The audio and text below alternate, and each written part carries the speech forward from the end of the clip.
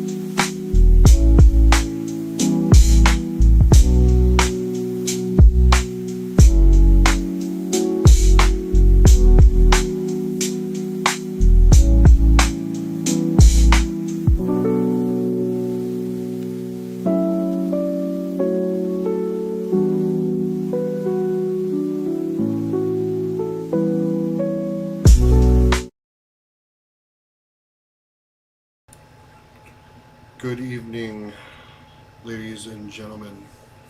It is Saturday night, March 21st, 2026, and we have a number of things to talk about today. So first things first, some housekeeping. I'm live on Instagram, and I'm live on YouTube. For you to be able to see the videos that we're going to be watching, and for you to be able to interact with me, you're going to have to be on YouTube for me to be able to see you. I can see my Instagram scrolling up here, but I can't read anything. So if you actually want to interact with the show, you want to watch the videos that we're watching, you want to see my desktop, swing over to YouTube. The link is in my bio, okay? Alright. Hey, thanks for swinging over, guys, from Instagram. Don, Stratton, Bird. Appreciate that, guys. Thank you so much. Tonight, we're going to start this a different way than we have been starting my previous shows.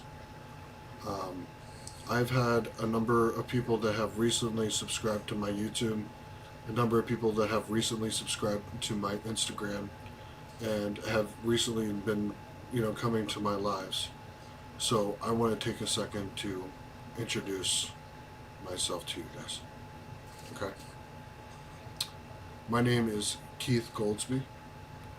I'm an Iraq War veteran. At 18 years old, after two weeks after graduating high school, I was in basic training. I didn't have any time to myself. I went straight in. I knew that the country needed help with what was going on, and my grandfather played a big role into convincing me to join the military.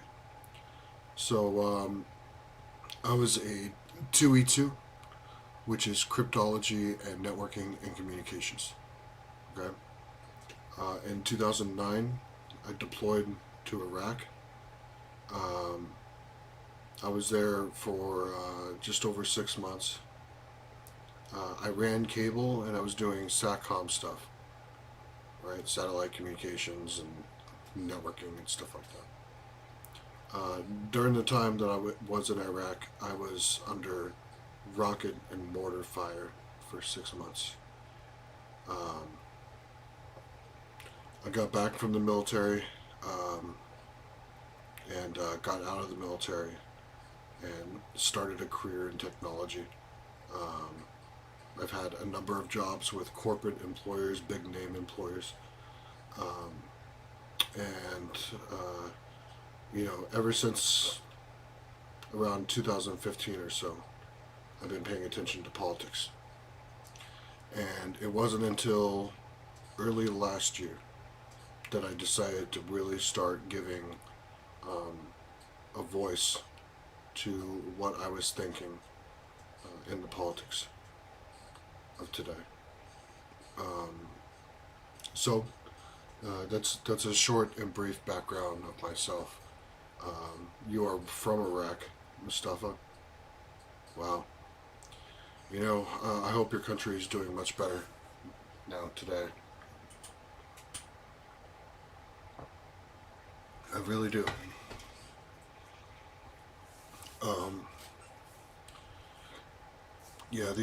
These forever wars has done a lot, guys. They've done a lot. Okay, so now that that's out of the way, on the introduction of who I am, let me tell you what I have done with my channels so far. In early December, I predicted that Venezuela was going to be captured as a puppet state. Posted the video online. It got 12 million views. And 3 weeks after I posted that picture, or that video, Nicolas Maduro was captured and Venezuela became a puppet state of the United States. Right after Venezuela was taken, I then said that the Islamic Republic was a target of the United States in early January, the first week of January. So the Islamic Republic of Iran, I said, was a target of the United States in the beginning of January when the forces started being built up. I said that Iran was going to be attacked. And at the end of February, operational missions began against the Islamic Republic. Now, here are two things that I have predicted so far that have not come to fruition yet, and maybe I'm wrong, but the two things that have yet to happen that I think are going to happen is China taking Taiwan and the United States using tactical nuclear weapons in Iran, softening ground troops for an invasion of Iran with tactical nukes. So those are the two things that I called about a week and a half ago. They have yet to develop yet, but just a little bit more information about me and what I've been saying, what I've been thinking. Zaydun says, when do you think the war will end? We're going to be talking about that today. That's one of the stories that we're going to be talking about, is what the end will look like. Oh, I apologize. I'm not supposed to yawn when I'm on live.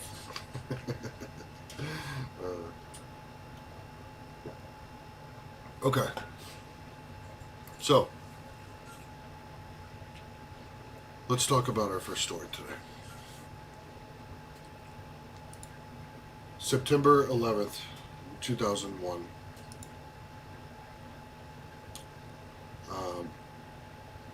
Which is a day where 3,000 Americans lost their lives And the FBI director at the time of September 11th was a man by the name of Robert Mueller. He led a successful response from the FBI to one of our greatest vulnerable moments as a nation. And Robert Mueller today passed away at 81 years old. It's a long life that this man has had. It was being reported towards the end of last year that Robert Mueller was in a memory care facility. So I don't know if that had something to do with that. He may have had dementia. I don't know. But the first thing we're going to look at here, we talked about it for a little bit, we're going to look at the news story from Robert Mueller passing, and then we're going to talk about it a little bit more. Okay? So, again, for you guys on Instagram, if you want to watch what we are watching, if you want to have a more interactive process, go to the link in my bio, swing over to YouTube. You can join us where we are here. You'll be able to see my desktop, and you'll be able to chat with me. Okay, here we go.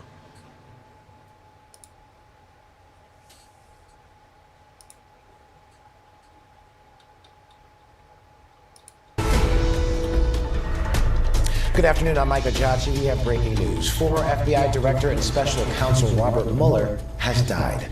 Mueller was the director of the FBI from 2001 to 2013. He was appointed Special Counsel, leading the politically charged investigation into the Russian interference in the 2016 presidential election. ABC's Chief Justice Correspondent Pierre Thomas has more on Mueller's career.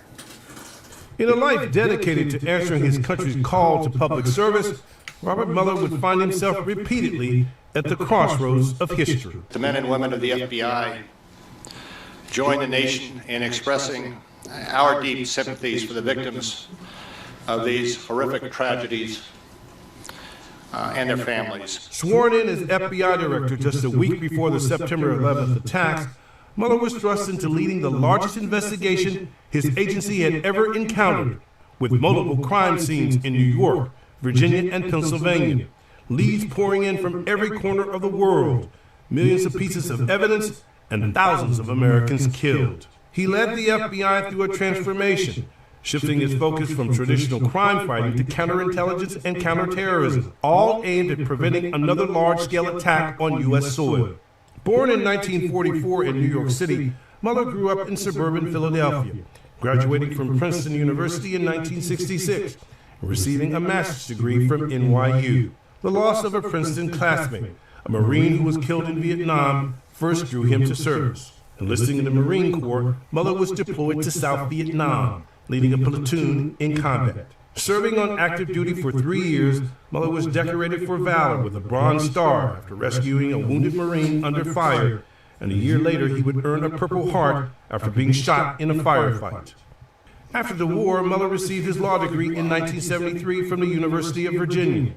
He worked in private practice in San Francisco until 1976, before joining the U.S. Attorney's Office there to become a federal prosecutor. Mueller quickly rose through the ranks, becoming the U.S. Attorney in Boston, then head of the Justice Department's Criminal Division, overseeing major crime cases, including the prosecution of drug cartel leader Manuel Noriega, crime family boss John Gotti, and the investigation into the bombing of Pan Am 103. Fighting terrorism remains the FBI's top priority, and for those of us in the Bureau, our work is not merely finding and prosecuting those who would do us harm. It is making sure that other families will not suffer as you have. After another brief stint in private practice, Mueller was again drawn to public service. He called Eric Holder, then the U.S. Attorney for the District of Columbia, and asked if he could use a homicide prosecutor. I remind him that he already had a great job, that there was no way I'd be able to match his current salary, and that having already served as Assistant Attorney General for the Criminal Division, he might be a little overqualified for a job as a line prosecutor. But before he could change his mind, I just said, when can you start? After running murder cases in D.C., in 1998, President Clinton appointed Mueller as U.S. Attorney in San Francisco. 3 years later, President George W. Bush nominated Mueller to lead the FBI as his sixth director. Bob Mueller's term in office will last longer than my own. And the next 10 years will bring new forms of crime, new threats of terror from beyond our borders and within them. He was unanimously confirmed by the Senate, and within days that new threat of terror would come in his first week as FBI director.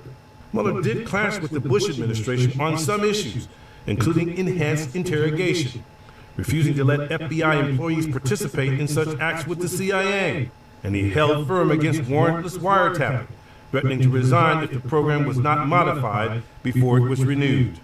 In May of 2011, President Barack Obama asked Mueller to serve an additional 2 years on his 10-year FBI director term. And by law, FBI directors only serve for 10 years.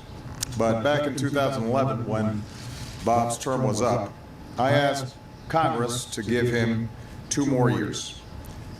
It wasn't a request I made lightly, and I know Congress didn't grant it lightly. But at a time when transitions were underway at the CIA and the Pentagon, and given the threats facing our nation, we felt it was critical to have Bob's steady hand and strong leadership at the Bureau. The echoes of 9/11 would always define his 12-year tenure as director. How often do you think about 9/11? In some way, shape, or form, what transpired as a result of 9/11 is with you day in and day out. The building up of the intelligence capacity, the prioritization of the work we do to focus on counterterrorism. And so, whether it be the event itself or what flowed from that event is with you in this institution, will be for a period of time to come. Mueller left the Bureau in 2013, but the call to service would soon come again. He was tapped to be special counsel leading the politically charged investigation into Russia's interference in the 2016 elections and its links to the campaign of President Trump.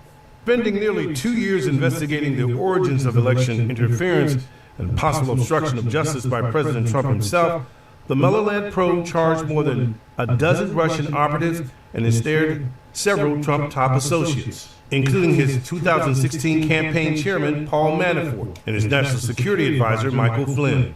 Throughout the period, Mueller said little publicly, even as he and his team came under withering attack by President Trump. I think he is a total conflicted person. I think Mueller is a true never-Trumper. In total, Mueller's investigation charged 34 people, but ultimately constrained by the Justice Department policy barring prosecuting a sitting president, Mueller did not determine whether Trump broke the law. If we had had confidence that the president clearly did not commit a crime, we would have said so. We did not, however, make a determination as to whether the president did commit a crime. Robert S. Mueller served his country for decades with dignity and honor, transforming the FBI into its modern-day form, earning trust and respect from colleagues who say he always sought to put country first. All right, Pierre.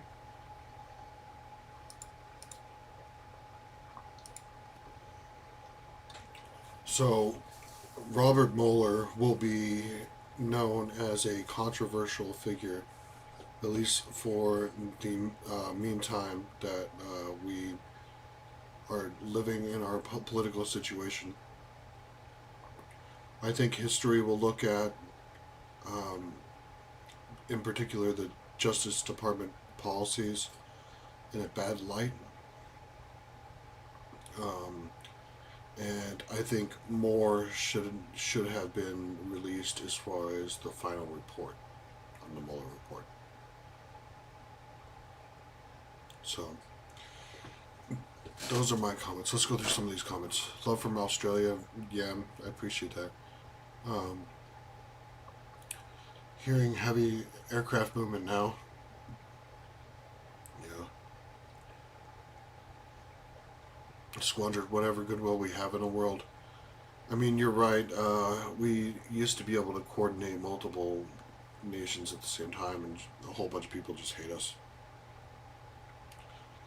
And it's because we don't stop going to war. I mean, we have constantly attacked Middle Eastern countries and neighbors for many years. I wonder if Trump knows how will celebrate when he passes. Oh my God. So he said today about Robert Mueller that he was happy that he was dead. So when Donald Trump does eventually pass, because he's not God, as much as others would like to disagree with that, the immediate aftermath of that will be pulling up Robert Mueller's his tweet about Robert Mueller, saying that he was glad he was dead. Right. So that's going to happen. And you know, the other side of that is that it's hypocritical, right, to demand that others act a certain way, and then you act a different way. It's, you know, if you want others to act a certain way, then lead by example. Those are my thoughts. Do you think the U.S. will leave NATO?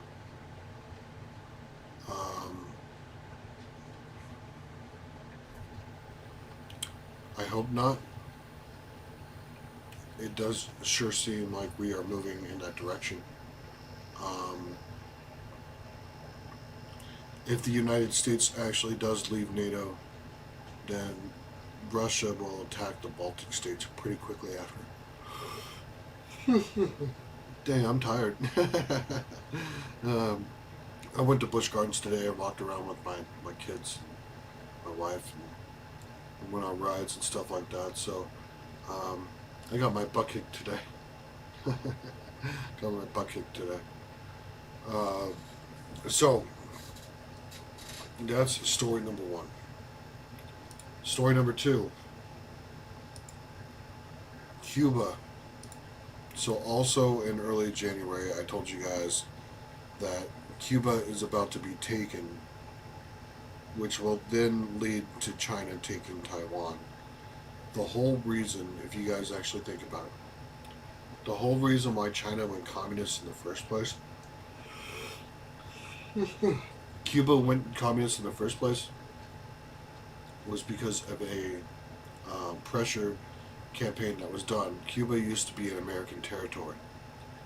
Now, after Taiwan stayed part of the Republic of China, which is the democratically elected part of China, China responded, and the Soviet Union responded. It's part of the socialist revolution, right? They both responded by making sure that there was a socialist state that was a yin and a yang to Taiwan. Basically what they were saying is that we're doing it there, so we're going to do it here. And that's the whole reason why this whole Cuban situation exists. So we'll talk about that here in a little bit, Don. Do you think the U.S. hits with tactical nuclear weapons?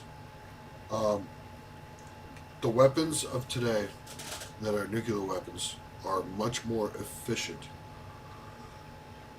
than the weapons that we used way back in the day. So when we had older weapons, we had a lot of radiation because they weren't very efficient. It blew uranium apart instead of fusing, right? Which then blew radiation everywhere.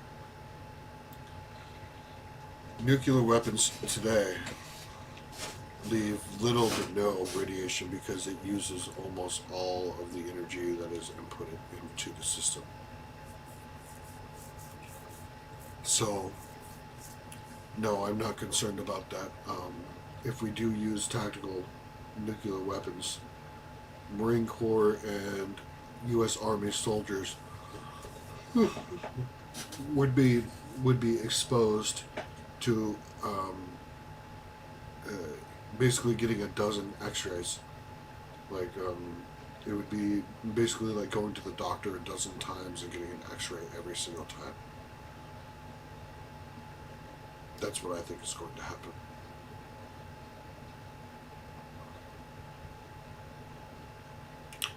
No, there is no downplaying nukes. Not at all. You're right. Once you use it, it opens Pandora's box. But what I'm trying to convey here is that these weapons are much more efficient nowadays. So the delta of energy that is outputted uses most of the radioactive material during the fission reaction for tactical nuclear weapons. So radiation is somewhat of a concern, but they're so efficient nowadays that these large explosions would utilize most of the uranium that's in these weapons.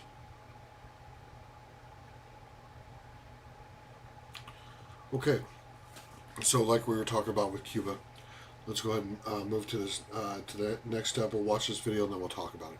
Okay, guys. Tonight, Cuba's government is pushing back on President Trump's pressure campaign. The regime's deputy foreign minister speaking exclusively to our Kristen Welker. Is the United States insisting on regime change in order to give Cuba economic relief?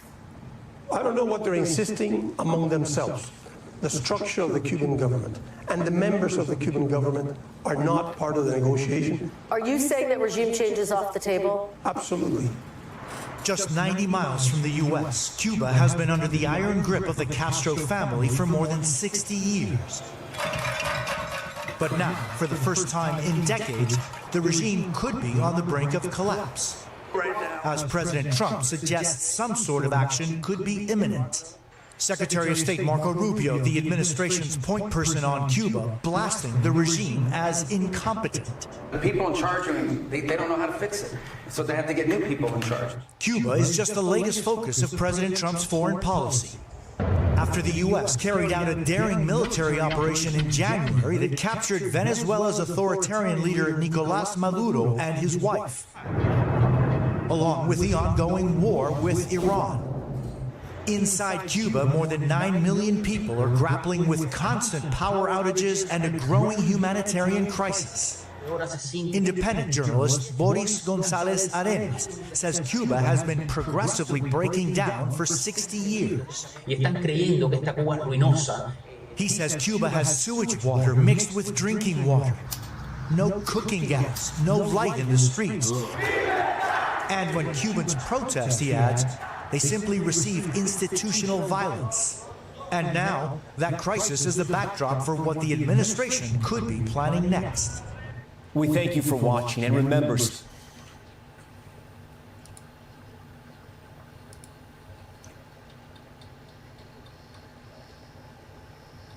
Okay, so take a moment to absorb what we just heard there. Cubans are reporting that sewage water is being mixed with drinking water.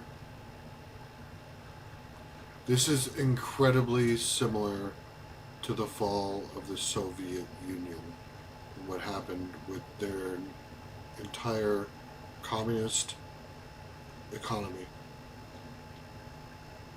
The Soviet Union called, or Russia today calls that time in the Soviet Union the Hungry Days.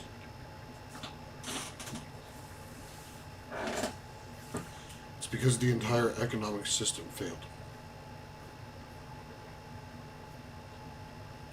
So Cuba is going through its second national blackout this weekend since last week. What's happening now is that Cuba can't even fill gas tanks up anymore, which means that they are being thrusted back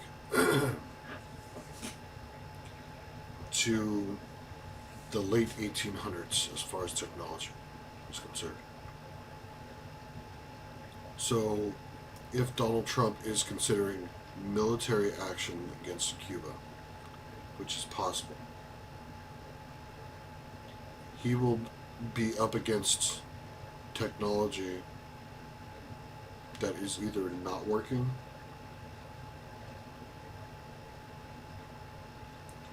or technology that is from the late 1800s as far as warfare technology. Hi Casey, I love you. Thanks for telling me I'm handsome. Casey's my wife. Queen Goldsby is in the room. Ladies and gentlemen. Queen Goldsby. So, Cuba.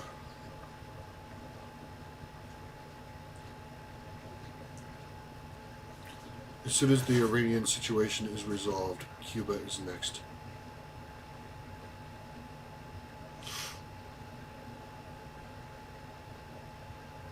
I would love some. Thank you, honey. Okay, so next. So that was Cuba. The fall of Cuba is coming. Next. Nuclear sites have been targeted all over the Middle East from Iran. It's incredibly dangerous stuff, guys. One of these missiles actually hits a uranium stockpile. It's bad. So let's take a look at this and then we'll talk about it. Man, I need a phone stand like crazy, guys. Whoa! Come on. Oh my gosh. I'm trying my best to get this thing back up here. Okay, hold on. There we go. Yeah, I need a phone stand. It's coming. I'll get one here soon. No! It fell again. I'm trying.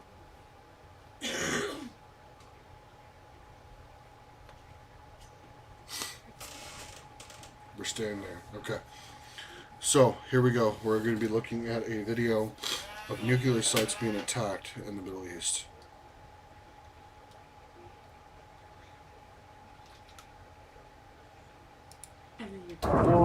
Tonight, an escalating cycle of attacks targeting nuclear sites across the Middle East. An Iranian missile striking the Israeli town of Dimona, home to the nuclear weapons program that Israel has never officially acknowledged. Authorities say more than 30 injured, while a mass casualty event declared in another nearby Israeli city after a direct hit from a ballistic missile. But no damage reported at the desert nuclear site. Iranian state media says the attack was in response to an airstrike today on Iran's Natanz nuclear base, a hub for uranium enrichment, which was also attacked last year by U.S. B-2 bombers. Iran says there's no sign of any radioactive leak, while the UN's nuclear agency calling for military restraint to avoid any risk of a nuclear accident. Central Command not saying if the U.S. was behind the attack. Its commander giving this update. Iran has lost significant combat capability over the last 3 weeks. We also remain zeroed in on dismantling Iran's decades-old threat to the free flow of commerce throughout the Strait of Hormuz. While at home in the U.S., funerals today for 4 of the 13 service members killed in the war. Among them, Major Cody Cork, laid to rest in Central Florida. His memory will forever be cherished by those who love him and by the nation he proudly served. While across the Muslim world, the end of Ramadan means presents for children. These kids are among the 1 million people displaced in Lebanon by Israel's expanding offensive against Hezbollah. This space actually used to be a restaurant, and now you can see it's a camp for people who had to flee their homes. Rahaf, 6, and her little sister Lynn fled with their family from South Lebanon. I really miss home because I had lots of nice toys and I used to play with them, she tells us. A home it's not clear when or if they'll ever return to. Ralph Sanchez joins us now from Beirut. And Ralph, a lot of concern.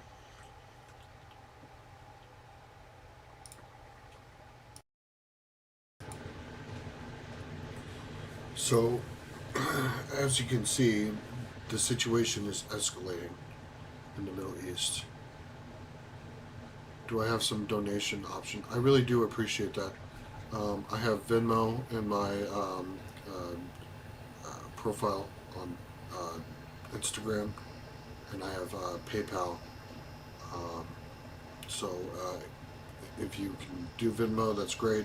It's already in my my profile on Instagram, or my link tree, actually. So if you have any questions about that, let me know. Anyways, so the situation is escalating on nuclear capabilities in the Middle East, and you saw there, Israel's unofficial nuclear weapons program was hit. When you target a nation's nuclear capability, if they do in fact have weapons, then it is a consideration on using nuclear weapons. For example, if Russia had a first strike on the United States to disable launch options or the capability of manufacturing nuclear weapons, then that would be considered an act of war, which could include the response of using nuclear weapons because they're trying to destroy the source of how you're making them. So it's always concerning when nuclear weapon capabilities are being attacked.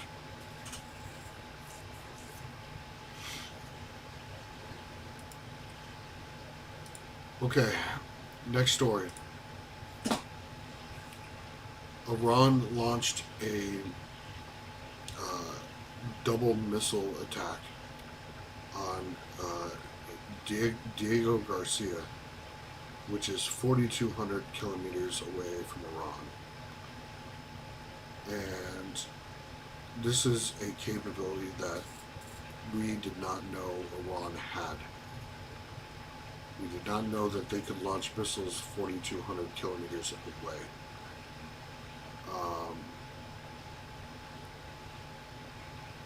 So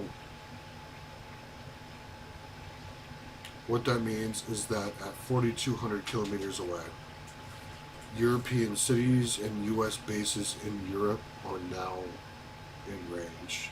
Specifically, Ramstein Air Base in Germany is in range.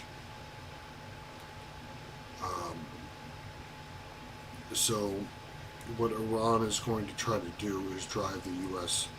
out of the region and push on Europe as much as they can. And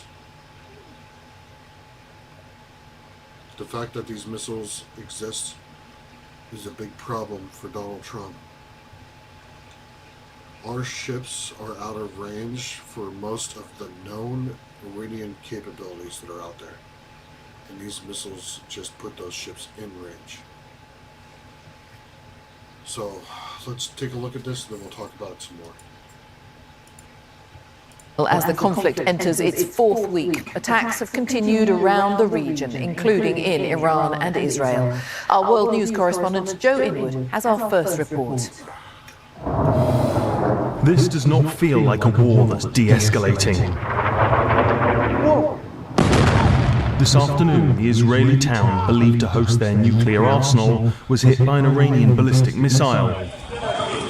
Retaliation, Tehran said, for a strike on one of their nuclear facilities. It was not the only attack that expanded the scope of this war. Iran fired 2 ballistic missiles at the UK-US base on Diego Garcia, around 2,400 miles from the Iranian coast. Although neither hit their target, it is far further than their missiles were thought to be able to reach.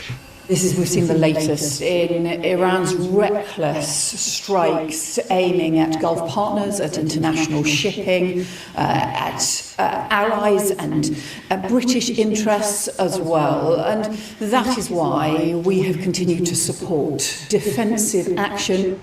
There had been some speculation as to whether the missiles could have reached that far. The Israelis say the threat was real.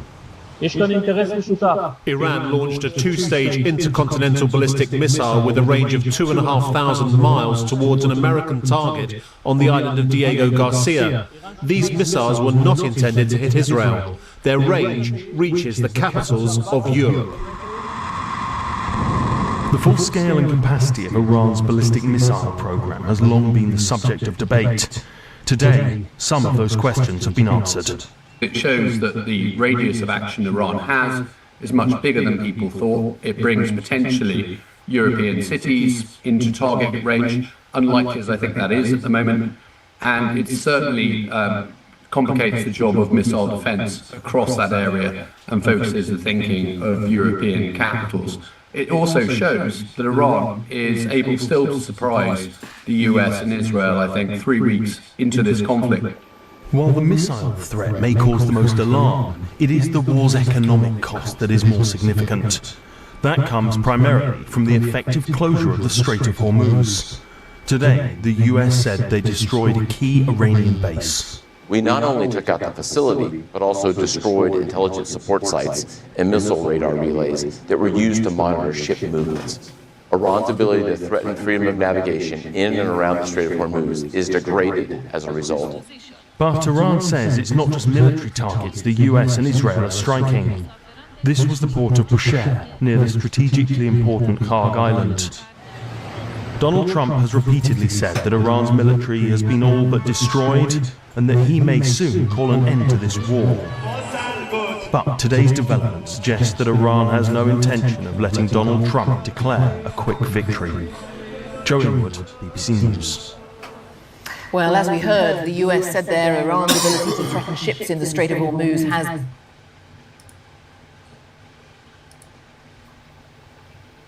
Okay, so what they're trying to do now is degrade the capability of Iran to be able to close the Strait of Hormuz. Now, I've been telling you guys this since last year. To be able to stop Iran from taking out the Strait of Hormuz, you would have to take most of Iranian territory. A drone or missiles anywhere in Iran can be launched, and they can fly into the Strait of Hormuz, and all it takes is one to hit its target, and the strait is closed again.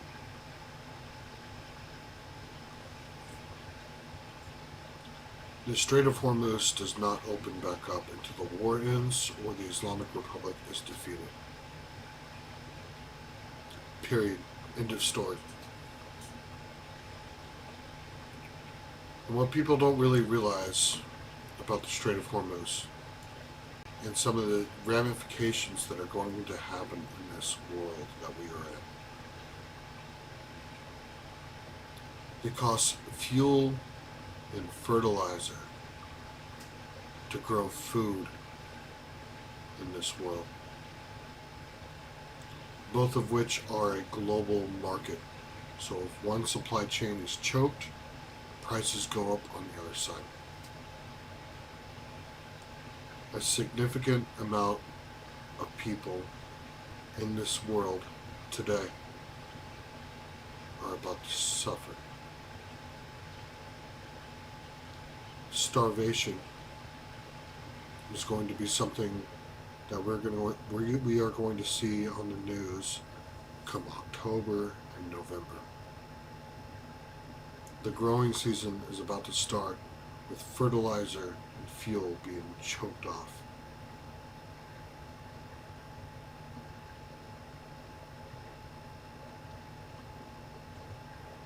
October and November are going to be painful months for the planet Earth.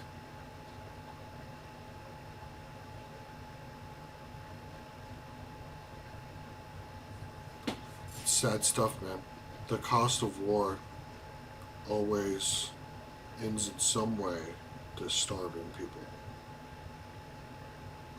It's a tried and tested method in military methods since the beginning of history.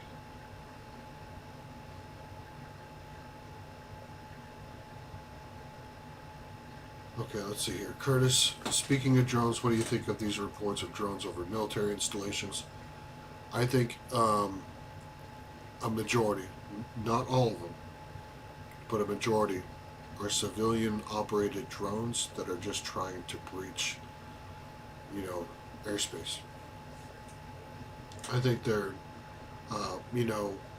16-year-olds, 20-year-olds, maybe 24-year-olds, just playing with their drones, and at least that's what I hope.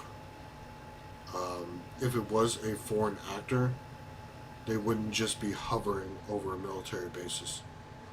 They would be trying to take out with a small explosive device attached to a drone.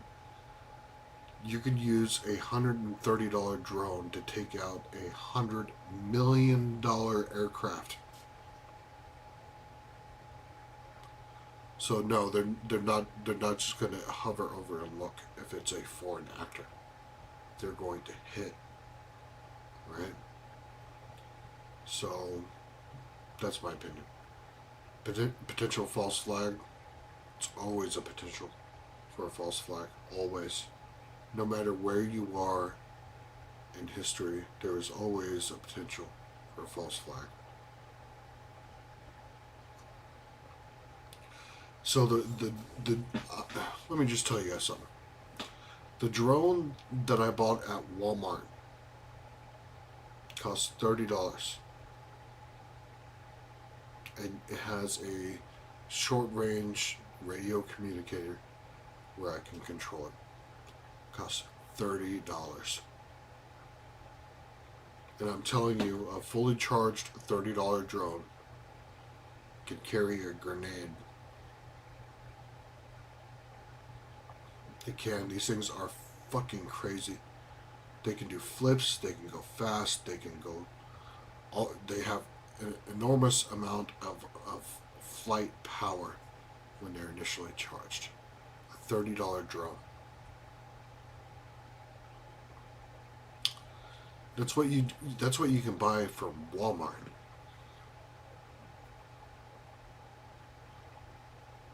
And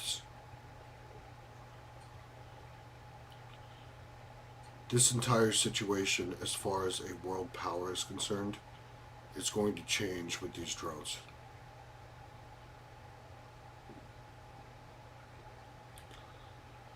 Okay, so we're going to talk about one more thing tonight, because I'm getting up at an hour, and to tell you the truth, I am almost 40 years old and I am tired. So, last story that we're going to be talking today is Donald Trump is talking about winding down operations in Iran. So, let me look at these. $30 is pretty inexpensive. You're right. You're right.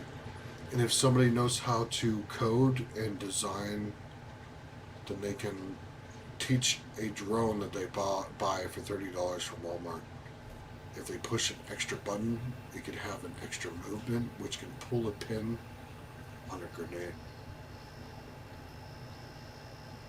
And fly right into a $100 million aircraft. Right? Things are about to change in a very dramatic way when it comes to warfare in the next 20 years. Okay, last story. Let's talk about it. Thousands more Marines are possibly headed for the Middle East as speculation grows about a U.S. ground operation in Iran. Meantime, President Trump is blasting America's NATO allies for not helping to secure the Strait of Hormuz. Eyewitness News reporter Michelle Fisher has more. As the war against Iran stretches into week 3, some 2,200 U.S. Marines are likely heading to the Middle East. This new video showing the USS Boxer and 2 Navy amphibious ships departing from San Diego Wednesday. U.S. officials telling ABC News this was a previously scheduled deployment that is likely to now be rerouted. Speculation about ground operations increasing, even as the president wrote on Truth Social, "We're getting very close to meeting our objectives as we consider winding down our great military efforts in the Middle East with respect to the terrorist regime of Iran." the president Friday. Oh, I think we've won. We've knocked out their Navy, their Air Force. We've knocked out their anti-aircraft. We've knocked out everything. We're roaming free. From a military standpoint, all they're doing is clogging up the strait. Trump again calling on other countries to intervene to reopen the critical Strait of Hormuz. It's a simple military maneuver. It's relatively safe, but you need a lot of help in the sense of you need ships, you need volume. And NATO could help us, but they so far haven't had the courage to do so. Iran, meantime, continuing retaliatory strikes. This explosion in Jerusalem's Old City, video showing the impact and debris blasting into the sky. Suddenly, I saw a cannonball just falling above me. The violence continuing as millions of Muslims around the world celebrate the end of Ramadan and the Persian New Year. Pope Leo has called for an immediate ceasefire. Well, look, we can have dialogue, but I don't want to do a ceasefire. You know, you don't do a ceasefire when you're literally obliterating the other side. And we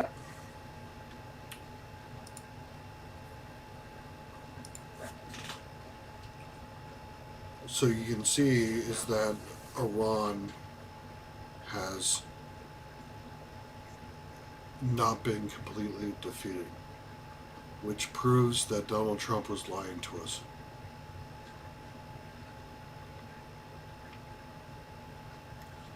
He was lying to us. So what's next? Does that mean that the threat of an imminent attack from Iran, the whole legal basis of him launching attacks against the Islamic Republic, does that mean that was a lie? You guys have to understand that the whole legal basis was the War Powers Act. If the president is given information ahead of time that an imminent attack, like they are launching now, is coming for the United States, then the president has authorization to use military force. That is the law that they are clinging to right now.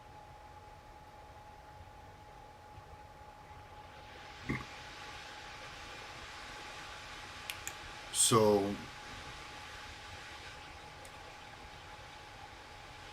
there will be investigations in the future. We will go into the 2030s, and one of the things that the Democrats are going to do when they get power back is launch investigations into the entire swamp nest.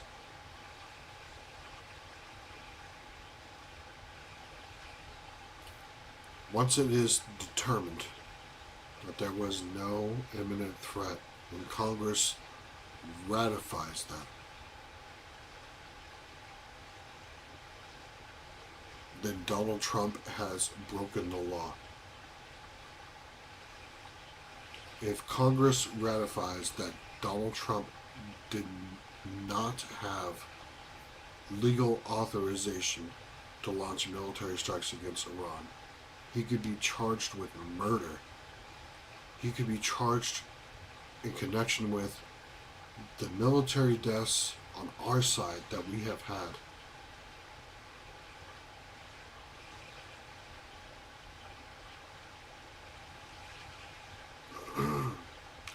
It could be just me being tired, and Coach asked if I'm just quiet, if my volume is low. Could be my equipment, or it could be that I'm just tired. I probably ran and walked somewhere around 12 miles today, and I'm tired, bro. I mean, maybe it's your system. I don't know. So, you know, but I appreciate you bringing that up. You know, if there is something going on, let me know, guys. I want to know so I can enhance your experience. Right. So, this is the part of the show where I ask any members that have been around for a little while. We're at 1 hour right now. Do you guys have any questions for me on YouTube? Now, if you're on Instagram, I can't see your questions. Swing over to YouTube, link is in my bio. But for the viewers on YouTube, have you guys been watching my videos and just had a question that was burning? Do you guys have anything that you want to know about me? I mean, I'm a pretty open book. I don't fuck around with stupid shit, really, to tell you guys the truth.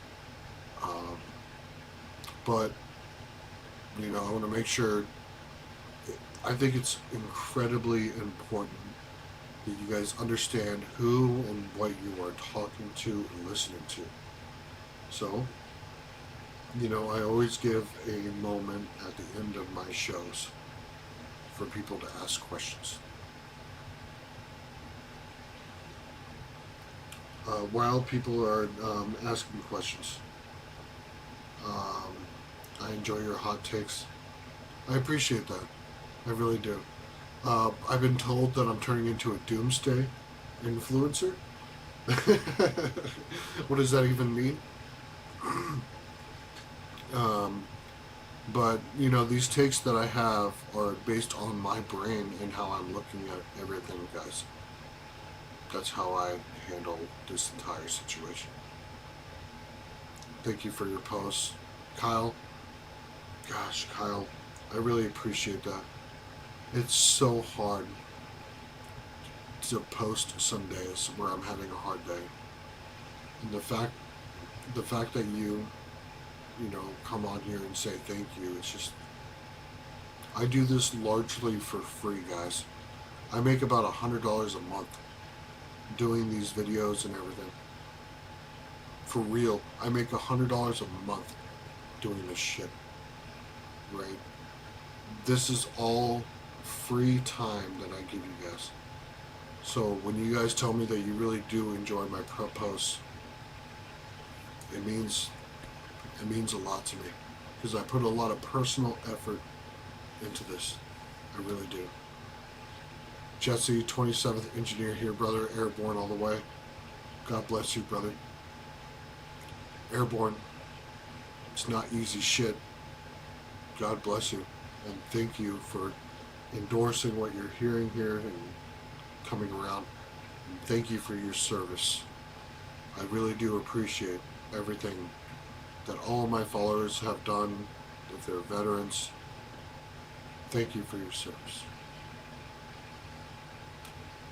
Chris, I appreciate your honesty. I will never stop being honest with you guys. I will be as raw as I can. Sometimes you guys just need to know what's going on and what the implications are, and you don't need the bullshit that the mainstream media gives you. That's what I try to do.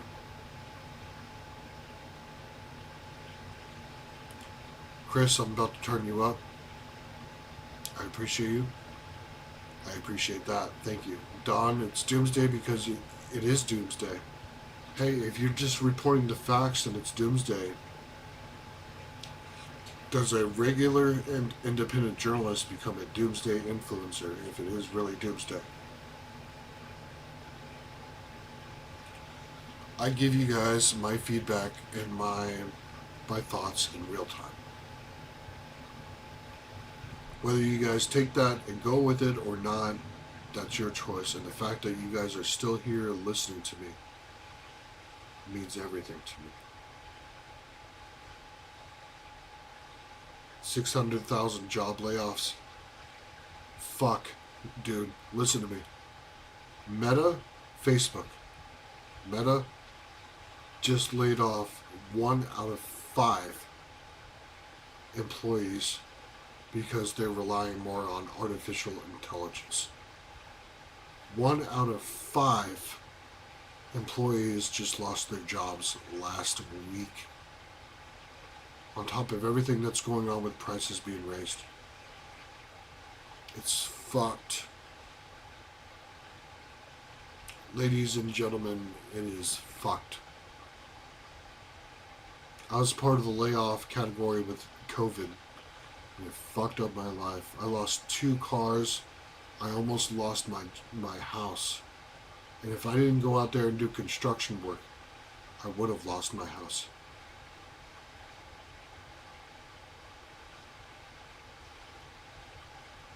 Yeah, data centers. It's crazy.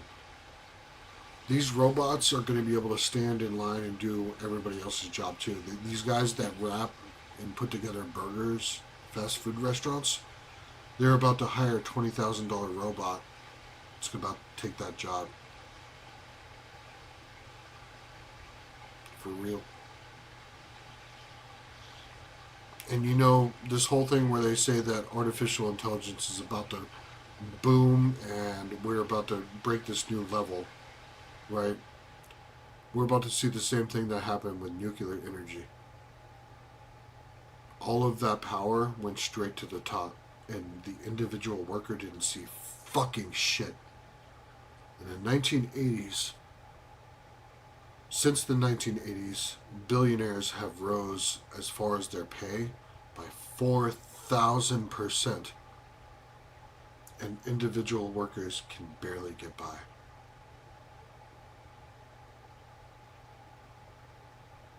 It's terrible.